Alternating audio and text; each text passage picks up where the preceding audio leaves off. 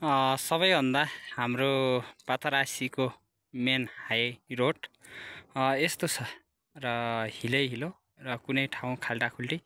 र बिचमा ढुङ्गा छ र सरकारी गाडी र गाउँपालिकाको अध्यक्ष यही बाटोमा मजाले कुदिराख्नुहुन्छ र कुनै दिनमा यही बाटोले गर्दा मान्छेलाई ठुलो एक्सिडेन्ट पर्छ भन्ने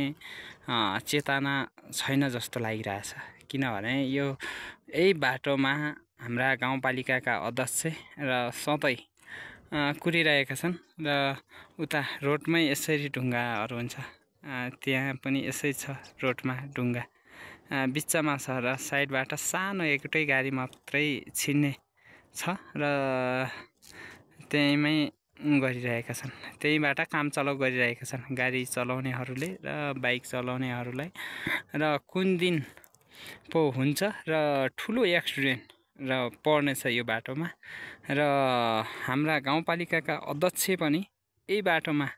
र ठुला नेताहरू पनि यही बाटोमा हिँडेर आफ्नो गाउँघरदेखि लिएर ठुलो कार्यक्रमहरू गराउँछन् र एकचोटिको लागि समय यो ठाउँलाई अलिकता यी ढुङ्गाहरू अप्ठ्यारो बाटोहरू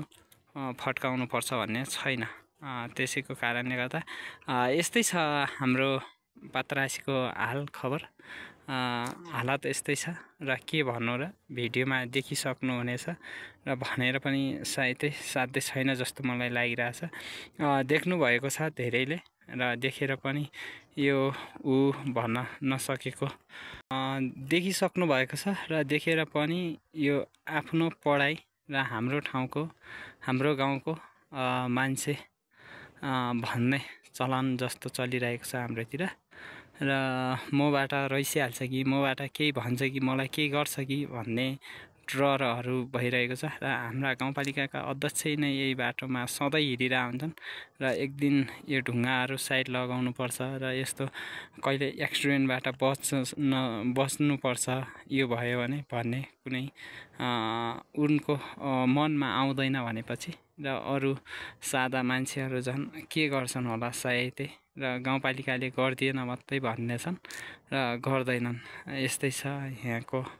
हालत र सबैले देख्नु नै भएको छ सायदै।